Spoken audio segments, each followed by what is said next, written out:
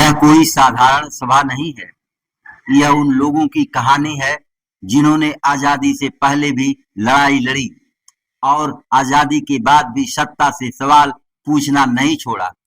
यह पार्टी सत्ता के लिए नहीं बल्कि सामाजिक परिवर्तन के लिए बनी थी, बलिदान और संघर्ष के लिए बनी थी।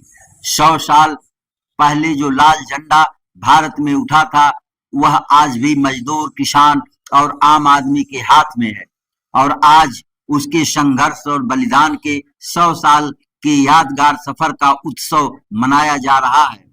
जौनपुर की धरती पर लाल झंडों का सैलाब यह कह रहा है सीपीआई यानी कम्युनिस्ट पार्टी ऑफ इंडिया केवल एक नाम नहीं, यह 100 साल का इतिहास है। इस शताब्दी समारोह में 100 साथियों को सम्मानित किया गया जिसमें सीपीआई पूर्वांचल के कई जिला सचिव और राज्य स्तरीय नेता मौजूद रहे। बनारस से 9 बार विधायक रहे कॉमरेड उदल की पुत्री रमा उदल विशेष रूप से मौजूद रही। यह आयोजन कई मायनों में बहुत खास था। झंडा गान, बच्चों का सांस्कृतिक कार्यक्रम और लाल सलाम के नारों से सर्द मौसम में भी गर्माहट थी।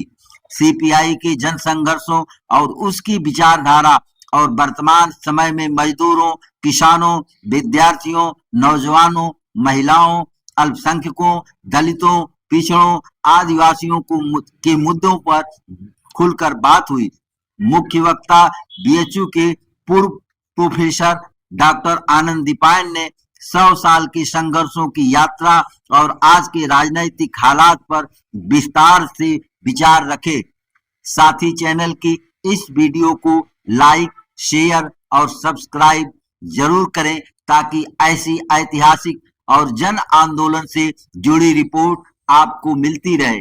देखें साथी चैनल से जितेंद्र हरी पांडे की रिपोर्ट।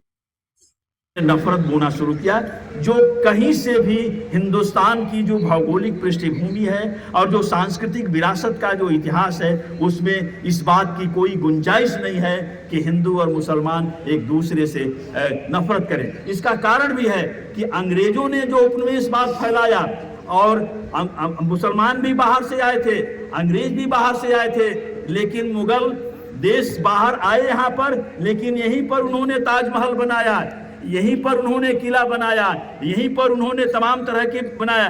ये यहाँ से गए नहीं और मरने के बाद यही दफन भी हुए। तो इस मिट्टी में ही वो रहे, इस मिट्टी में ही उत्पादन किया और इस मिट्टी में ही सृजन किया। अंग्रेज क्या किए? अंग्रेज यहाँ आए, उन्होंने अपना यहाँ कुछ नहीं बनाया। यहाँ से हमारे खदानों को, हमारे तमाम जो खनिज संपदा है इनको यहाँ से ले गए और अपने ये सारी की सारी चीज़ें ले जा करके ब्रिटेन में और हमारे संसाधनों का लूट करके जो है वो ब्रिटेन में अपना साम्राज्य खड़ा किए उनके वहाँ पर। तो कम्युनिस्ट पार्टी ने इस सवाल को भी उठाया कि क्यों हम तुष्टीकरण नहीं कर रहे हैं मुगलों के साथ। हमारे वो भाई हैं, हम उनके साथ मिल करके अपनी जिंदगी जिए हैं हजारों साल तक। और हम ही नहीं, तुलसीदास भी जिए हैं कि उन्होंने कहा कि हमें क्या है, भूख लगेगी तो हम मस्जिद में भी जा करके खा लेंगे।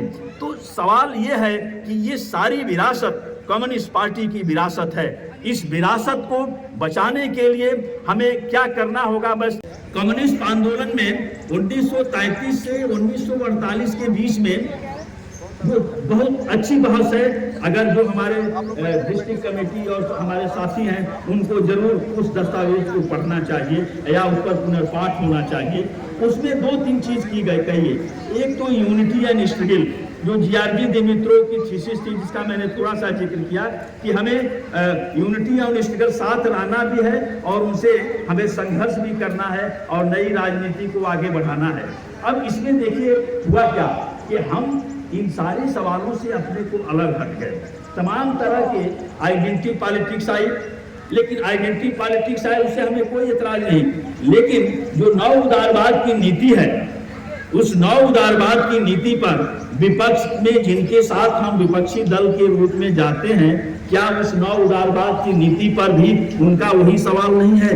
क्या जो आज की तारीख में जो आज का जो रूलिंग क्लास है, जो सत्ताधारी पार्टी है, अगर वो न्यू लिबरल पॉलिसी के तहत पर जो है वो एफडीआई को आमंत्रित करता है, अगर मजदूर के काम के घंटे को बढ़ाता है। ये सारे सवाल अगर होंगे तो कैसे जो है आप जो कह सकते हैं कि आप उनसे लड़ सकते हैं। आज अगर राष्ट्रीय स्वयंसेवक संघ और भाजपा और इसे लड़ना है तो उसके विकल्प के रूप में आपको आर्थिक नीति बनाना पड़ेगा, सांस्कृतिक नीति बनाना पड़ेगा, किसान नीति बनाना पड़ेगा, शिक्षा नीति बनाना पड़ेगा। और ये जब बनाने की बात आएगी तो इसमें कम्युनिस्ट पार्टी की भूमिका आती है। दूसरे जितने भी दल हैं मैं उनके साथ रहूंगा, उनका सम्मान करूंगा, लेकिन उन्होंने ही तो जयप्रकाश जी जब हम लोग स्टूडेंट थे तो उस समय जब हम लोग नई शिक्षा नीति का जब उस समय राजीव गांधी देश के नेता थे और जब हम लोग विरोध करते थे कि जब नई शिक्षा नीति लागू होगी तो 1 लाख रुपया फीस हो जाएगा, तो लोग कहते थे कि ये जो कम्युनिस्ट हैं या आईएसएफ वाले हैं झूठ बोलते हैं। आज तो हम अपने बच्चों को पढ़ाते हैं तो फीस तो 1 लाख रुपया हो गई है, बीटे की अधिक हो गई है, एमबीए की फीस तो हो गई है। हम तो जो है 27 रुपया में हॉस्टल और 13 रुपया फीस, कुल जो है 43-45 रुपये में हम पढ़ लिए। तो ये जो सवाल है इस सवाल पर हमें मुखर होना होगा।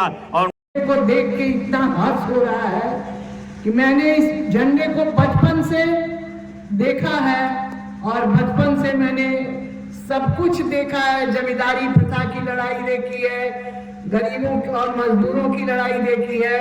मैं आप लोगों से ये बताना चाहती हूँ कि अब वो समय आ गया है जब आपको चेतना है, आपको सोचना है।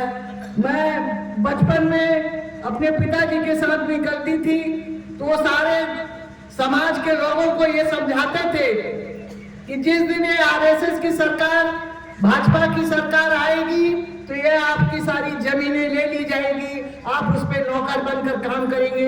वो मेरे सामने प्रत्यक्ष दिखाई दे रहा है। मुझे बहुत रोना आता है अपने लोगों पर। तो मैं ज्यादा नहीं बोलूंगी, मैं आप लोगों से यही रिक्वेस्ट करूंगी, प्रार्थना करूंगी कि इस लाल झंडे की शान है आप लोग, और इस लाल झंडे का आने वाला दिन आपका है। मैं इन्हीं चंद शब्दों के साथ आप लोगों को बहुत बहुत धन्यवाद देती हूँ। और 100 साल जो आज हम लोग मना रहे हैं, भविष्य में पता नहीं आएगा कि नहीं आएगा। हमने इतनी शहादत दे और देश की आजादी के बाद इस देश के निर्माण में जितने महत्वपूर्ण संस्थान बने, मैं कहना चाहता हूं, नेहरू जी ने जब इस देश के निर्माण का संकल्प देखा तो हर इस मुख्य मुकाम के ऊपर जो सबसे ऊपर बैठा था वह भारतीय कम्युनिस्ट पार्टी से जुड़े हुए साथी थे। मैं याद करना चाहता हूं कि इस देश के अंदर लोकतंत्र में सबसे बड़े विरोधी दल के रूप में हम स्थापित हुए, और हम याद करना चाहते हैं कि इस देश में पहली विपक्षी पार्टी और पहली कम्युनिस्ट पार्टी ने एक स्वतंत्र रूप से एक राज्य के अंदर कम्युनिस्ट पार्टी का शासन स्थापित किया। जिस बात को भारतीय कम्युनिस्ट पार्टी ने स्वीकार किया, मंथन किया कि हम लोकतांत्रिक तरीके से सत्ता में आ सकते हैं और दुनिया में आज दिखलाई पड़ रहा है और बहुत दूर न भी जाएं तो हमने नेपाल में देखा, हम श्रीलंका में देख रहे हैं कि लोकतंत्र के माध्यम से एक कम्युनिस्ट वहां का राष्ट्रपति हुआ है।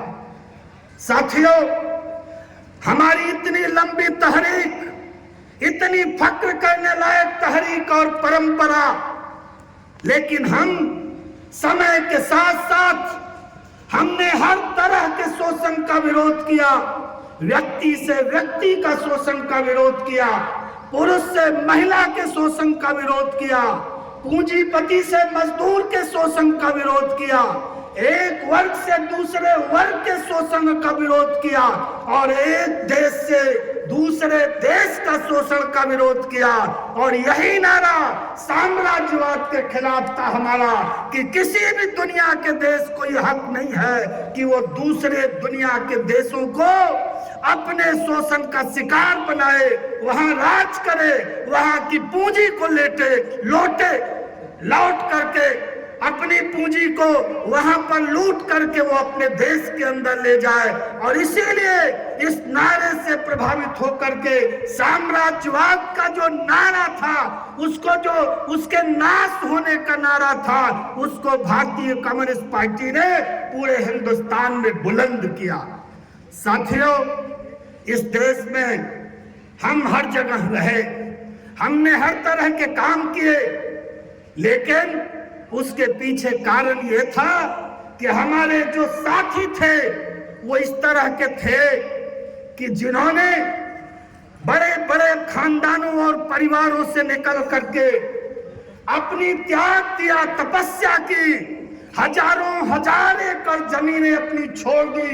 जो जमींदार थे उन्होंने अपनी पूंजी को एक कदम आगे बढ़ करके, अपनी जमीनों को एक कदम आगे बढ़ करके गांव के आसपास के गरीब लोगों को बांटा, क्योंकि हमारा नारा था जो धरती को जोते बोए वो धरती का मालिक होवे। तो ये शुरुआत अपने घर से किया। हम याद करना चाहते हैं साथी जय बहादुर सिंह को, झारखंड राय को, जो जमींदार थे और उन्होंने अपनी सारी जमीन गरीबों में और मेहनत करने वाले लोगों में बांटा। जो धरती को जोतते बोते थे उनको उसको मालिक बनाने का काम किया। हम याद करना चाहते हैं हिंदुस्तान का ऐसा कोई जिला नहीं है जहां 1000 परिवार से कम होंगे जिनको उनकी जमीनों का मालिक बनाने का काम इस भारतीय कम्युनिस्ट पार्टी के झंडे के नीचे संघर्ष करते हुए लोगों ने किया है। मैं इस बात के लिए भी अपने को सौभाग्यशाली समझता हूं कि ये तमाम नेता, मैं जिनके नाम ले रहा हूं, इनको मैंने अपनी आंखों से देखा था।